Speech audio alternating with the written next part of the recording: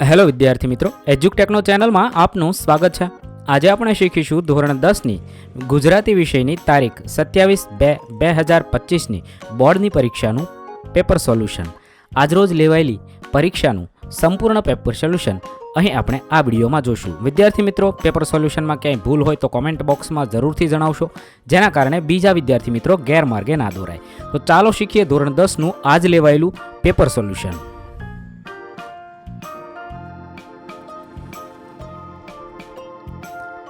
વિભાગ એ અ નીચેના જોડકા યોગ્ય રીતે જોડીને ફરીથી લખવાના છે। અ માં ઉક્તિ છે, બ માં પાત્ર છે। ઉક્તિ સાથે પાત્ર જોડીએ। 1 હા બેટા ચાલ બહુ મોડું થઈ ગયું। આ ડ એટલે કે વિનુ કાકાની ઉક્તિ છે। 2 બોડીને તાં વળી કાંકી કેવી। અહીંયા ઈ જીવલાનું ઉક્તિ છે। 3 આપણી બબલીની જ પગલી જાણે। આ ઉક્તિ ક એટલે કે ડુંગરની પત્નીની છે। 4 બાપ ઢેલ તે આજ જીવતરના દાન દીધા છે। આ ઉક્તિ બ એટલે કે અંબા પટેલની છે। ત્યારબાદ બ નીચે આપેલા વિકલ્પોમાંથી યોગ્ય વિકલ્પ પસંદ કરી ખાલી જગ્યા પૂરવાની છે। 5 ભૂલી ગયા પછી કૃતિ ખાલી જગ્યા મૂળ સંગ્રહમાંથી લેવામાં આવી છે, તો ત્રીજો પુરુષમાંથી લેવામાં આવી છે। 6 છત્રી કૃતિમાં ભૂલકણાપણામાંથી ખાલી જગ્યા નિષ્પન્ન થાય છે। જવાબ થશે નિર્દોષ હાસ્ય। 7 વટપત્રમાં સૂતેલા ભગવાનના મોઢા પર ખાલી જગ્યા હાસ્ય હતું, ભુવન મોહન।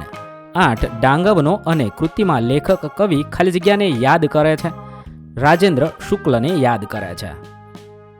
ક નીચે આપેલા પ્રશ્નોના એક વાક્યમાં ઉત્તર લખવાના છે। 9 હોસ્પિટલની શોભામાં શાનાથી વધારો થઈ શકે। જવાબ થશે હોસ્પિટલના મોટા ભાગના ખાટલા ખાલી પડે રહેવાથી। 10 હિમાલયમાં એક સાહસ કૃતિમાંથી શું પ્રગટ થાય છે। સાહસ અને હિમાલય પ્રેમ પ્રગટ થાય છે। ડ નીચે આપેલ પ્રશ્નોના 3-4 વાક્યમાં ઉત્તર લખવાના છે। 11 લેખકે રાતા રંગના ચોપડાના બધા જ પાના શા માટે ચીરી નાખ્યા। જવાબ થશે જીવલાને ત્યાંથી પાછા ફરતા લેખકે તેની પાસે એકાદ થેલી માગી ત્યારે જીવલાએ કહ્યું બોડીને તો વળી કાંકી કેવી। આ શબ્દો સાંભળીને લેખકને તે રાતે મોડી સુધી ઊંઘ ન આવી। એક બાજુ જીવલાનો પ્રેમ અને બીજી બાજુ તેની કારમી ગરીબાઈ યાદ આવ્યા। તેઓ જ શોષણખોર છે અને બોડી જેવી દુર્દશા કરનાર પણ પોતે જ છે, એ ભાવ એમના મનમાં જાગ્યો। તેમના મનમાં મનોમંથન ચાલ્યું। જીવલાને ત્યાં તેઓ શીરો જમતા હતા ત્યારે તેના નાગડા અને ભૂખને લીધે પેટમાં ખાડા પડી ગયેલા નાના દીકરા લેખકની સામે ટીકી ટીકીને જોતા હતા। એ દ્રશ્ય નજર સામે ખડું થયું। આ ગરીબ જીવલાના છોકરાના મોંમાંથી કોળિયો પોતે ઝૂંટવ્યો હોય એવું લેખકને લાગ્યું। આટલું ઓછું હોય તેમ 2 થેલી ભરીને શાકભાજી લઈ આવ્યા। લેખકને પોતાની જાત ઉપર તિરસ્કાર આવ્યો। અંતે તેમણે જીવલા પાસેથી જાણી લીધું કે તેણે ખરેખર કેટલું કરજ લીધેલું। આટલા વર્ષે વ્યાજનું વ્યાજ ચડીને 1500 રૂપિયા લેણા નીકળતા હતા। અંતે જીવલાની કરુણ દશાથી દ્રવિત થયેલા લેખકે એ તે રાતા ચોપડાના બધા પાના ફાડી તેને લેણામાંથી મુક્ત કર્યો। 12 વિરાટભાઈએ મનીષા અને નરેનની સગાઈની શા માટે ના પાડી। મનીષાના પિતા વિરાટભાઈએ મનીષા અને નરેનની સગાઈની ના પાડી કારણ કે વિરાટભાઈ જાણતા હતા કે તેમની દીકરી મનીષા નમણી, નાજુક અને ડરપોક છે। મનીષા નાની ગરોળીથી પણ ડરી જતી હતી, તો જો સિંહની એકાદ ત્રાડ સાંભળશે તો તે મરી જશે અને નરેનને વિધુરનું જીવન જીવવું પડશે। 13 ભગવદ્ ગીતા વિશે ગાંધીજીનો અભિપ્રાય જણાવો। ગાંધીજી માટે ભગવદ્ ગીતા એ એક અદ્વિતીય માર્ગદર્શન હતું, જે જીવન અને કાર્યના મહત્વપૂર્ણ તત્વો પર એક દ્રષ્ટિ આપતું તત્વમાન હતું। ગાંધીજીએ ભગવદ્ ગીતાને માત્ર ધર્મગ્રંથ તરીકે નહીં પરંતુ માનવતા, સત્ય, અહિંસા અને કર્મના તત્વોની સમજણ આપવા માટે એક અનમોલ દ્રષ્ટિ માનતા હતા। આ રીતે તમે જવાબ લખી શકો છો। વિદ્યાર્થી મિત્રો, વિડીયો લાંબો થવાને કારણે દરેક પ્રશ્નના જવાબ હું વાંચીશ નહીં, તમે વિડીયોને પોઝ કરી જવાબ જોઈ શકો છો।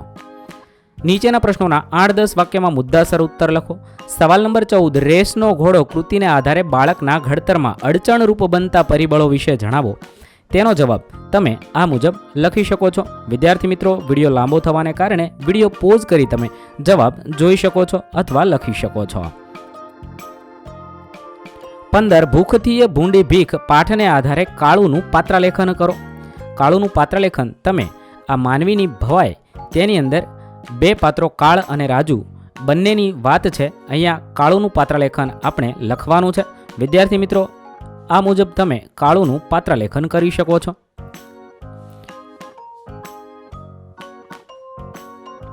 16 ઢેલ ઘોડીની વફાદારી અને ખાનદાની વિશે વિગત વર્ણવો.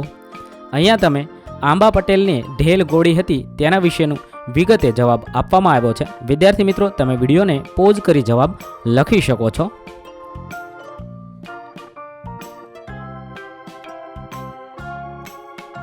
વિભાગ બી જોઈએ. અ નીચેના જોડકા યોગ્ય રીતે જોડીને ફરીથી લખવાના છે. સાહિત્યકાર અને સાહિત્ય કૃતિ સાથે જોડવાના છે. વિનોદ જોશી, હું એવો ગુજરાતી. 18 રાવજી પટેલ, એક બપોરે.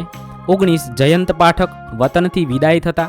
અને 20 ગંગા સતી, શીલવંત સાધુને. ત્યારબાદ બ નીચે આપેલ વિગતમાંથી યોગ્ય વિકલ્પ પસંદ કરી ખાલી જગ્યા પૂરવાની છે. 21 ગંગા સતીએ ખાલી જગ્યાને નજર સામે રાખી ભજનો રચ્યા છે, તો પાનબાઈ. 22 મોરલીના આભમાં ખાલી જગ્યા નામનો મયંક ઉગે છે, તો શ્યામ.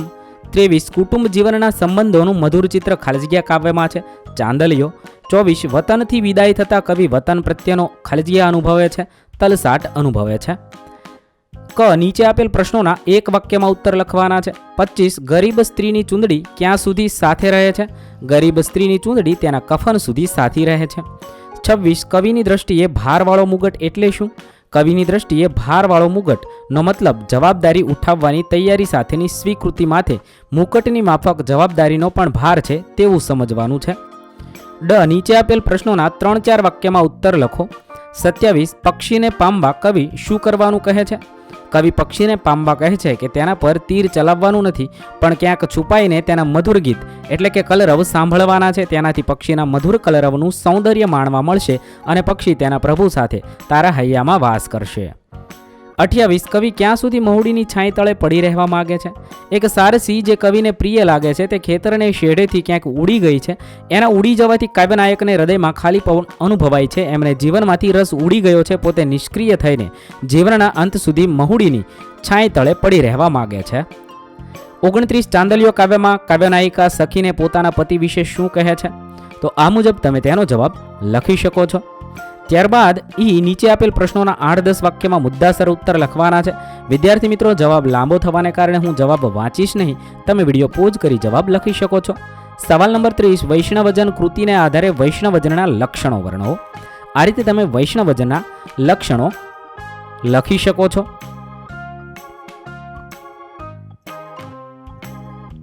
ત્યારબાદ 31 દીકરી કાવ્યના આધારે દીકરીનો ઉછેર કેવી રીતે થવો જોઈએ તે તમારા શબ્દોમાં લખો. દીકરી પારકું ધન નથી, તે પારકી થાપણ નથી. દીકરી તો તુલસીનો ક્યારો છે. આ પવિત્ર દીકરી વિશે તમે આ મુજબ લખી શકો છો. 32 બોલીએ ના કાંઈ કાવ્યમાં કવિ માણસને શો જીવન બોધ આપે છે? બોલીએ ના કાંઈ કાવ્યમાં કવિ માણસને જીવન બોધ આપતા કહે છે કે જીવનમાં દુઃખ કે સંઘર્ષ તો આવવાના જ છે. આ રીતે તમે લખી શકો છો. ત્યારબાદ વિભાગ સી જોઈએ. માગ્યા પ્રમાણે ઉત્તર લખવાનો છે. આપેલા વિકલ્પોમાંથી સાચો વિકલ્પ પસંદ કરી જવાબ લખો. નીચેના શબ્દોની સાચી જોડણી શોધીને લખો. કીડિયારું, સન્નિધિ. ત્યારબાદ 34 ચતુર્માસ શબ્દની સાચી જોડણી ચાતુહ વત્તા માસ. 35 તેજપુંજ શબ્દનો સમાસ તત્પુરુષ સમાજ. 36 નીચે આપેલ બંને શબ્દોના જોડણી ભેદે થતો અર્થભેદ સુર તો નાદ, સુર તો દેવ. 37 ભાવાર્થ બનીને એ તો નજર પીછીને ધૂળ ઉપર પસવારી રહીતી વાક્યમાં અલંકારનો પ્રકાર રૂપક અલંકાર છે. 38 સુરક્ષિત શબ્દમાં કયો પ્રત્યય રહેલો છે તે જણાવવાનો છે, પૂર્વ પ્રત્યય છે. 39 નીચેના શબ્દોના સમાનાર્થી શબ્દ સહારો, ઓથ, સાંજ તો સંધ્યા. 40 કંચન સંજ્ઞાનો આપેલા વિકલ્પમાંથી સાચો પ્રકાર દ્રવ્યવાચક સંજ્ઞા છે.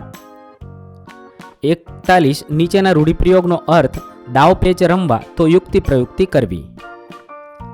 42 કહેવતનો અર્થ બાંધી મુઠ્ઠી લાખની, જ્યાં સુધી ઘરની વાત બહાર ન જાય ત્યાં સુધી આપણી આબરૂ સચવાઈ છે. 43 નીચેના શબ્દ સમૂહ માટે એક શબ્દ, શબને ઓઢાડવાનું લુગડું તો કફન. 44 નીચેના શબ્દ માટે વિરોધી શબ્દ, શ્યામ તો ધવલ અથવા શ્વેત થશે. 45 નીચેના વાક્યને કર્તરી વાક્યમાં ફેરવવાનું છે. જશોદા મૈયાથી કૃષ્ણ કુંવરને શણગારાયા તો જશોદા મૈયાએ કૃષ્ણ કુંવરને શણગાર્યો. 46 નીચેના તળપદા શબ્દનું શિષ્ટ રૂપ ખોભણ તો ગુફા. 47 નીચેના વાક્યમાંથી વિશેષણ શોધી તેનો પ્રકાર. તીર્થ થોડા ડગલા આગળ ચાલ્યો, તેમાં વિશેષણ થોડા માત્ર સૂચક વિશેષણ છે. 48 નીચેના વાક્યમાંથી ક્રિયા વિશેષણ શોધીને પ્રકાર. ક્રિયા વિશેષણ કદી સમયવાચક છે. 49 સૌંદર્ય શબ્દના ધ્વનિ ઘટકો સ વત્તા અ વત્તા ન વત્તા દ વત્તા અ વત્તા ર વત્તા ય વત્તા અ. 50 નીચેના વાક્યોનું પ્રેરક વાક્યમાં રૂપાંતર. આપણે પ્રેમ શૌર્યનું ગીત ગાઈએ તો ગીત ગવડાવીએ. 51 પંક્તિમાં રહેલો છંદ ભણતા પંડિત નીપજે લખતા લહિયો થાય, 4 4 ગૌ ચાલતા લાંબો પંથ કપાય, એટલે દોહરો છંદ છે. 52 યમન સભ લગા કયા છંદનું બંધારણ છે? તો શિખીરણી છંદનું છે. વિભાગ ડી જોઈએ. 53 છે. નીચે આપેલ પંક્તિઓનો આશરે 15 વાક્યમાં અર્થ વિસ્તાર લખવાનો છે, જે તમે આ મુજબ લખી શકો છો. વિદ્યાર્થી મિત્રો, જવાબ લાંબો થવાને કારણે હું જવાબ વાંચીશ નહીં, તમે વિડીયો પોઝ કરી જવાબ લખી શકો છો. અથવામાં બીજો એક અર્થ વિસ્તાર છે. આ પંક્તિમાં વાચકને મૈત્રી ભાવ અને દયાનો મહિમા સમજાવવામાં આવ્યો છે, તે તમે આ મુજબ લખી શકો છો.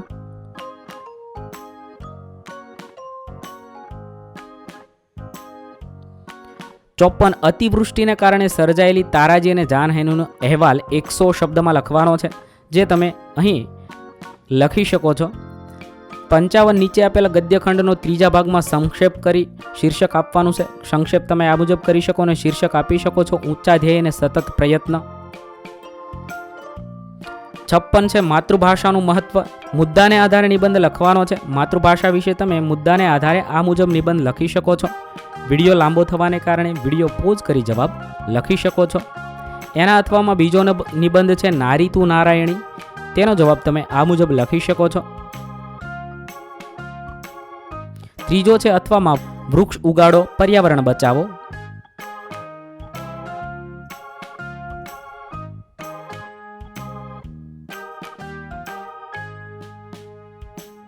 આ રીતે તમે નિબંધ લખી શકો છો.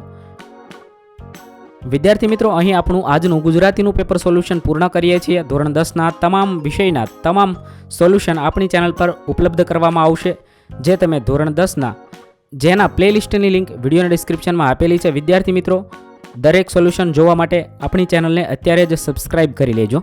આભાર દોસ્તો. થેન્ક યુ દોસ્તો. એજ્યુકટેકનો ચેનલ તરફથી વિડીયો નિહાળવા બદલ આપનો આભાર. આવા બીજા વિડીયોઝ નિહાળવા માટે અમારી યુટ્યુબ ચેનલ એજ્યુકટેકનો અત્યારે જ સબસ્ક્રાઇબ કરો. આભાર દોસ્તો.